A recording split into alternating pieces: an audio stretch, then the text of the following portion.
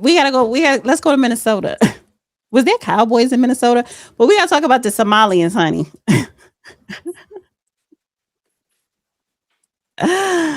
We got an update. Jesus Christ, Margot, we's going to talk about some foreigners? We got an update with Ilhan Omar. So 20 past the hour now on a Monday morning, the glare of the spotlight now falling on Democratic Congresswoman Ilhan Omar. Questions popping up about what she knew and when about a massive COVID fraud scheme in her district. Talking billions, could be billions, at least 1 billion, could go higher. Mike Tobin's got more on that now. Mike, good morning to you. What do you have?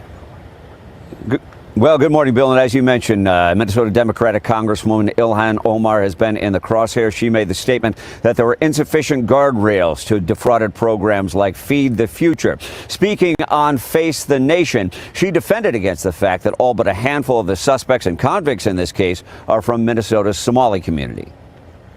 This also has an impact on Somalis because we are also taxpayers in Minnesota.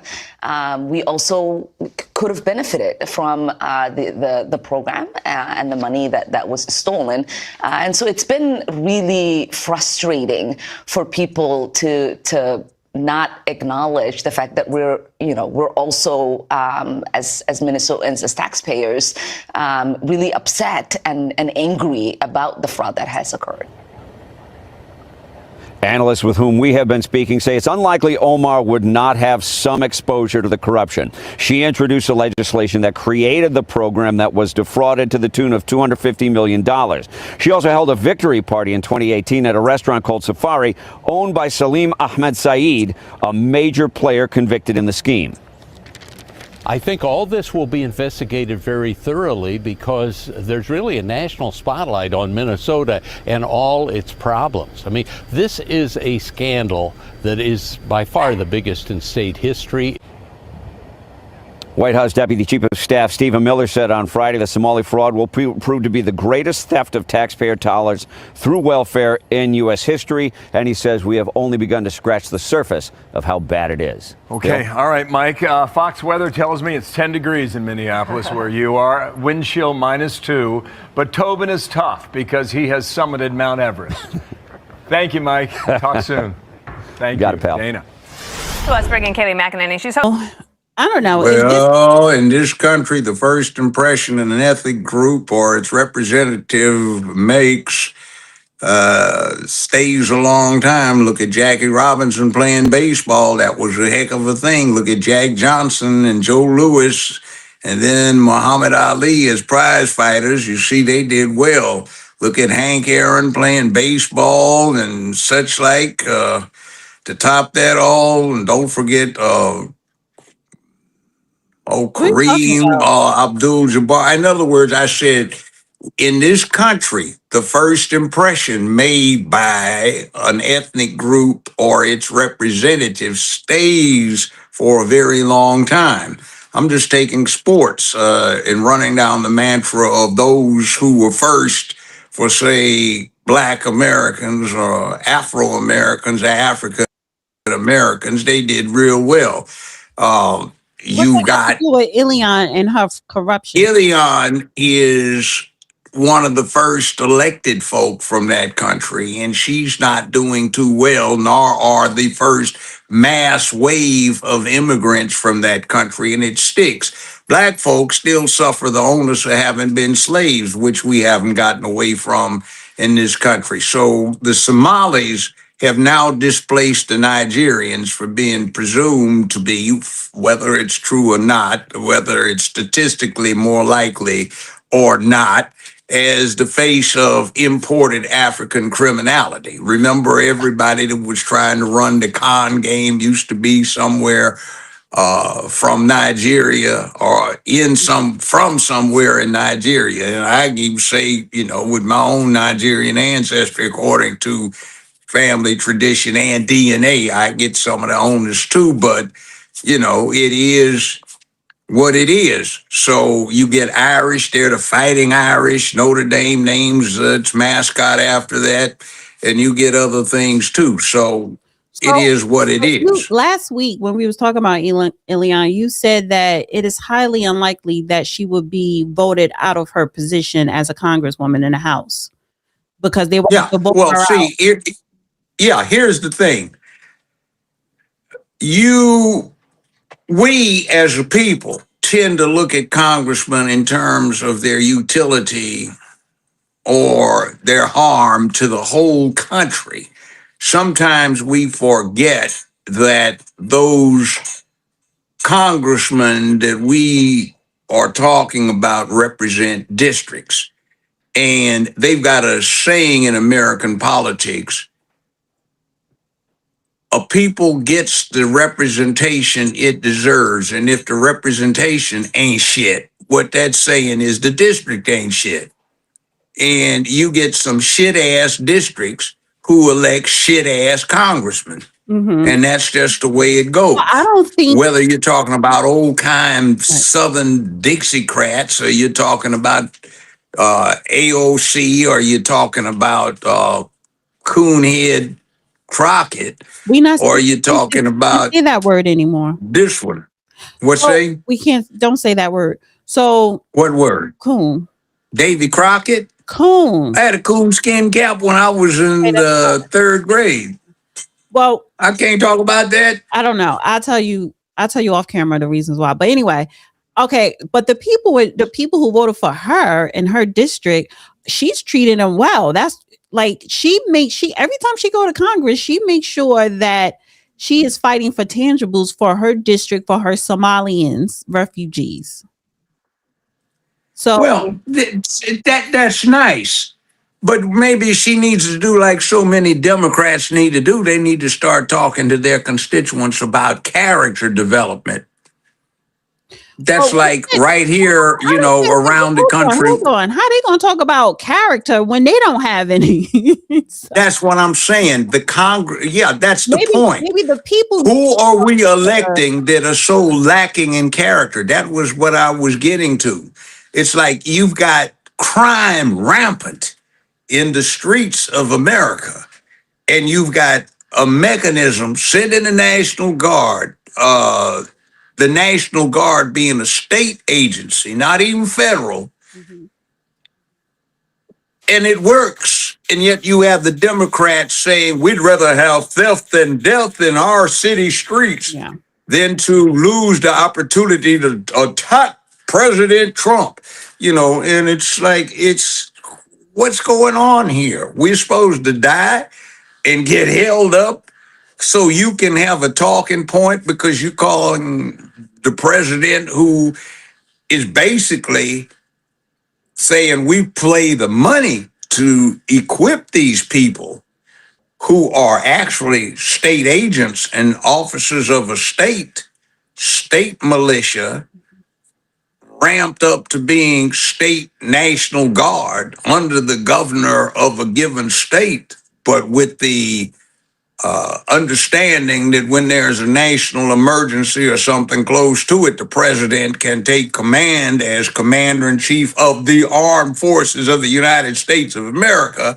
And the last I checked, these individual states are still part of the United States of America. And the last time some of them left, they got their ass kicked in the Civil War, 1861 to 1865. So since we've resolved that, what is this?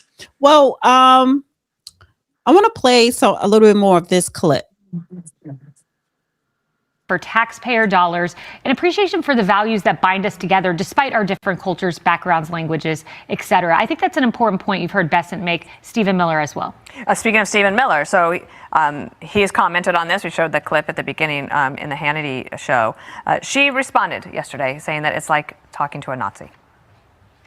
When I think about Stephen Miller and his white supremacist rhetoric, it reminds me of the way the Nazis described Jewish people in Germany. There have been many immigrants who have tried to come to the United States who've turned back, one of them being Jewish immigrants. We're yes, of course, ethnically Somali. We are in this country as Americans. Yeah. We are citizens. We are productive. part of this nation, and we will continue to be. I think you know Stephen Miller well. Yeah, I mean, she accuses Stephen of being a Nazi. Stephen's Jewish, first of all. Stephen's a great person. Stephen's someone who loves this country and is working hard for it. And Stephen and his family have been totally and completely under fire and accosted with all kinds of threats for doing what they're doing. It was the day after Charlie Kirk's assassination that Katie Miller was stormed by someone outside of her home who said, "I'm watching you." There were wanted signs up by their home in Virginia accusing him of crimes against humanity. They have been under threat. And as Stephen Miller said, it's an organized campaign of dehumanization, vilification. And that's what this is. It's organized. They're being called Nazis. It's just not Ilhan Omar. It is others too. And it is shameful rhetoric that should be toned down. Thank you, Kaylee. I'd say this, my major at UCLA, well, I didn't do badly at UCLA and got recruited by a number of law schools, including the major ones in the United States. I picked UCLA again.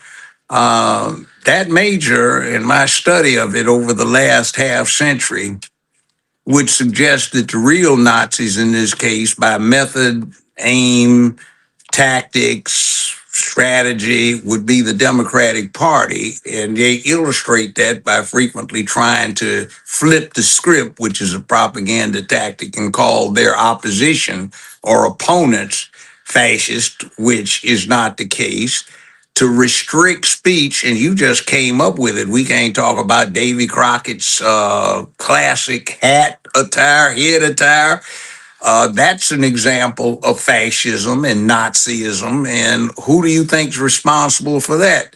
The people who are saying Omar here is way wrong with what she's been advocating, what she's been propagandizing, what she's trying to get those that seem to have sympathy for her to do, to deal with lawlessness in the streets, disorder, disrespect for the country, disrespect for masculinity, disrespect for law and order in general. And we are supposed to be silent, and we can't make an expression of anything outside. Well, if we look at this, the dichotomies of the situation indicate that someone like AOC and this young lady that we're talking about here have a classic illustration of what the great Malcolm X said at one time: a processed head equals a processed mind.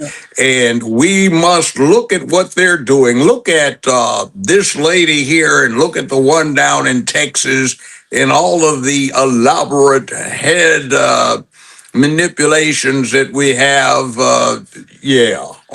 Fine. And so, and you could hear in her when she was on Face the Nation yesterday, and actually talked about this yesterday, but you could hear the talking points of the Democrats saying Stephen Miller is Nazi. And why would someone who is Jewish, right? And I don't, Zionist or not, why would somebody,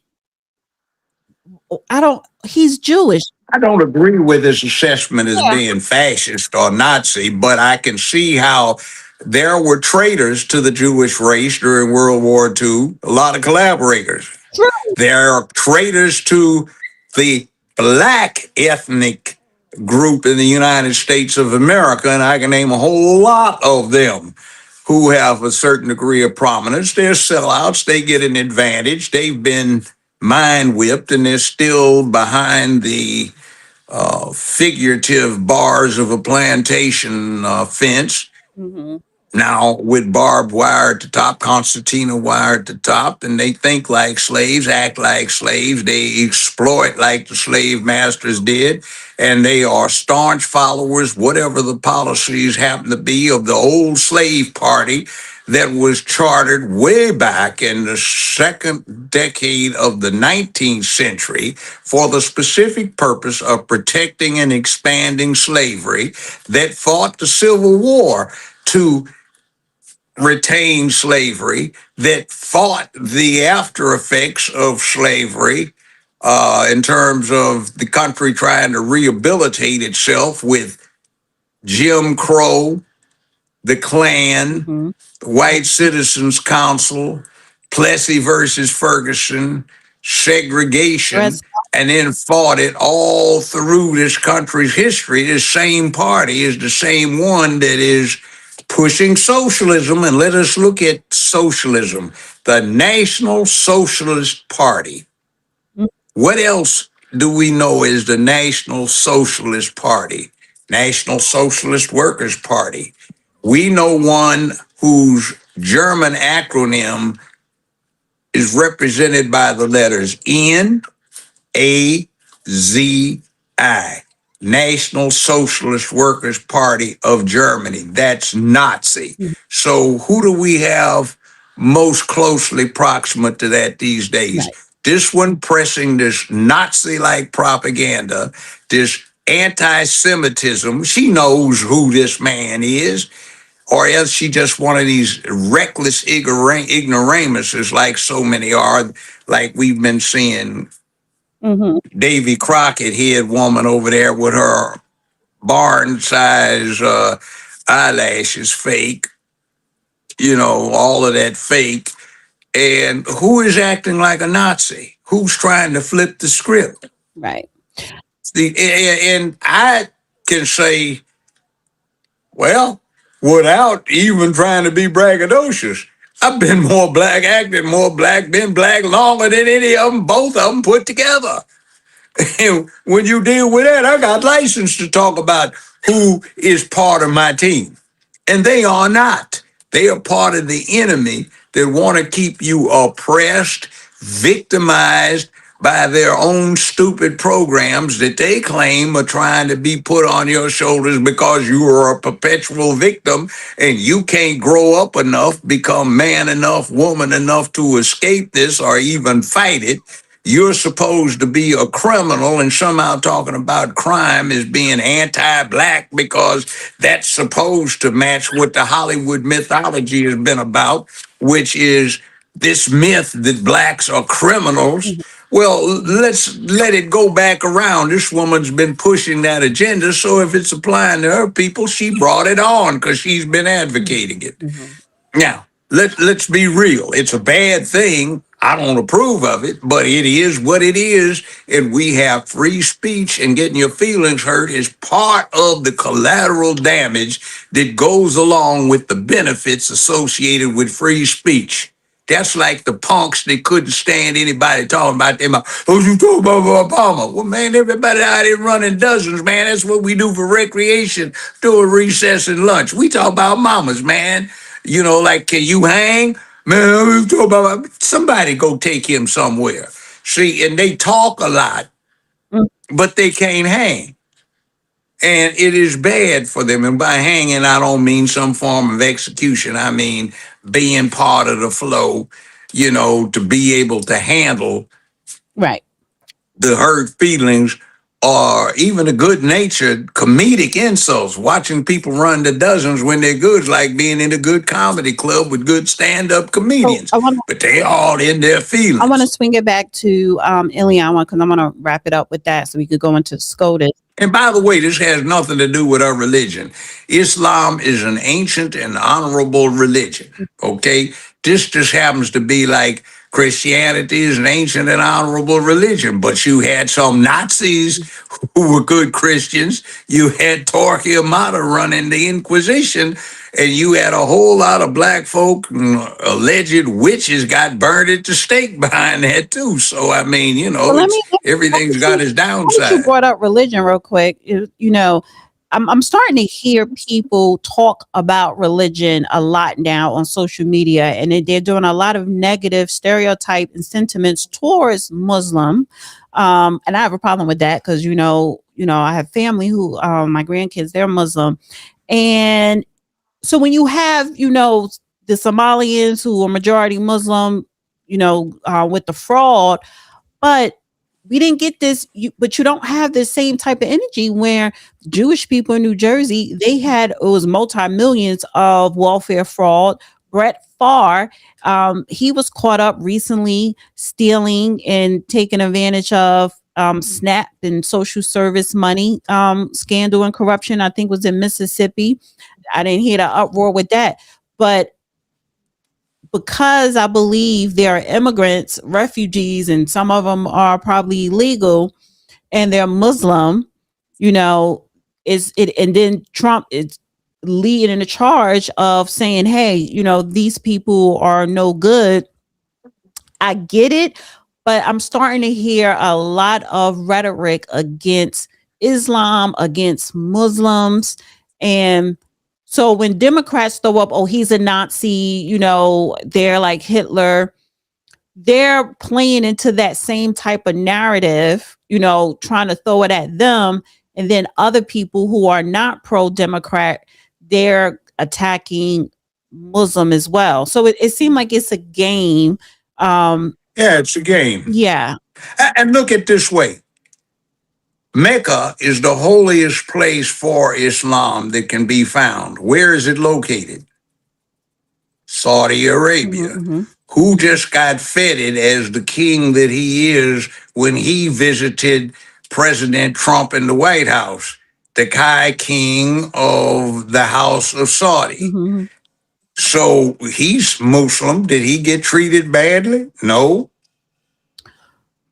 He got treated and got the literal red carpet spread out for him. So is that because they're Islamic, or, you know, like if you want to talk about Christians, I can think of white robes and white pointed hoods and crosses burnt in people's yards. Been there, seen that, done that for real.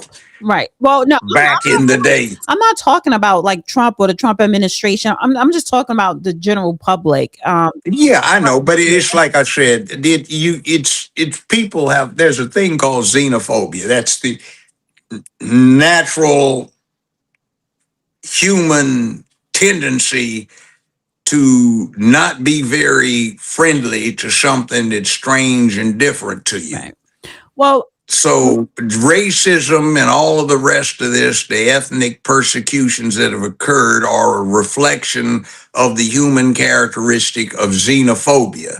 And you even have this, it's the weirdest thing with animals. I've been out and watched wild wolves run in packs, and they have problems where certain packs don't like all black wolves, and certain packs don't like mostly white wolves either. And they tend to hang out with what they're doing. So you go, wow, the canines are out there doing what the humans are doing.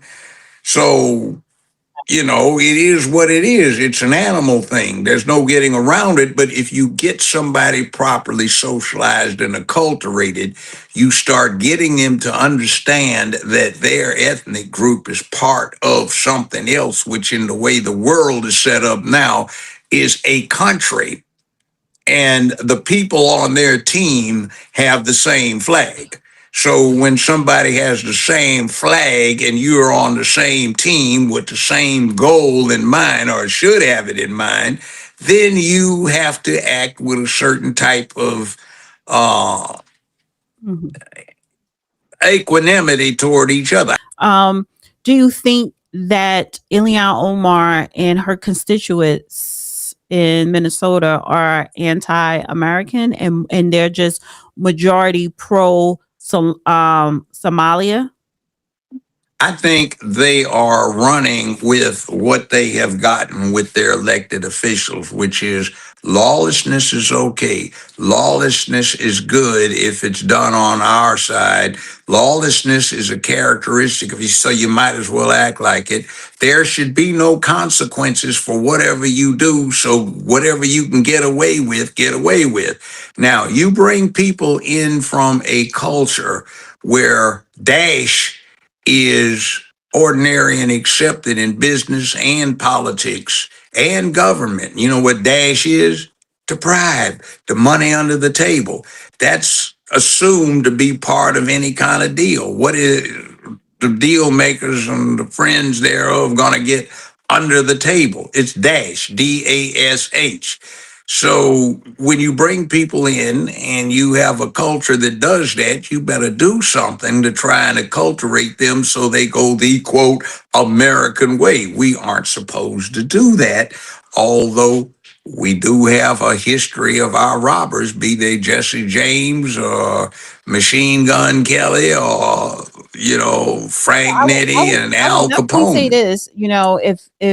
If they keep uncovering more and more fraud, and Ilion name is anywhere in the mix, and this investigation continues to go on, she may end up unemployed and possibly behind bars. And Oh, yeah. so, And what are they pushing? Who are they trying to say because this person was in a picture with a certain somebody, that somebody needs to be evil? Epstein. Remember, the Democrats are trying to say anybody that ever looked at Epstein, shook his hand, or was in the same room somehow or another is evil. The same group that has been pushing that rhetoric, that narrative for a long while, is now getting upset when it gets pushed back the other way against them. mhm. What is the old saying? You live in glass houses, you don't throw stones.